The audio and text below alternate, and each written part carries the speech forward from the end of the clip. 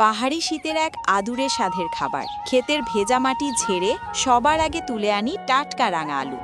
আলুগুলো পরিষ্কার পানিতে ধুয়ে মাটি আর ধুলোবালি পুরোটা সরিয়ে নিই। তারপর এগুলো খসখসে পাথরের উপর ধীরে ধীরে ঘষা হয়, আর সেখান থেকেই বের হয়ে আসে নরম স্টার্চ আর রাঙা আলুর রস।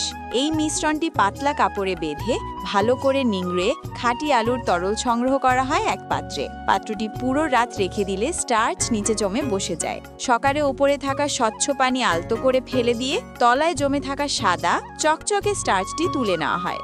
এই স্টার্চ রোদে শুকিয়ে নেওয়া হয়, আর শুকোতে শুকোতে এটি পরিণত হয় নরম ঝরঝরে পাউডারে। পরে সেই পাউডারে সামান্য পানি মিশিয়ে তৈরি করা হয় মোলায়েম একটি ঘোল। ঘোলটি পাতলা থালায় ছড়িয়ে ফুটন্ত পানির উপর রেখে দিলে ধীরে ধীরে জমে ওঠে স্বচ্ছ লচকদার একটি কোমল স্তর। স্তরগুলো ঠান্ডা পানিতে ডুবিয়ে তুলে আনা হয় এবং খোলা বাতাসে শুকালে কাচের মতো চকচকে হয়ে ওঠে। এই স্তরের এক ভাগ তাওয়ায় হালকা সেকে সিচুয়ান চটনি, সবজি আর মশলা দিয়ে তৈরি হয় সুস্বাদু রোল। আরেক ভাগ পাতলা সরু করে কেটে বানানো হয় নুডল, যা পরে রান্না হয় মশলাদার গ্রেভিতে। এভাবেই ধীরে ধীরে তৈরি হয় পাহাড়ি গ্রামের স্পেশাল রোল নুডল। দুই রকম স্বাদ, দুই রকম আনন্দ, এবং দুটোই একেবারে অসাধারণ। যদি ভালো লেগে থাকে লাইক করুন, কমেন্ট করুন আর আমাদের সাথে থাকুন।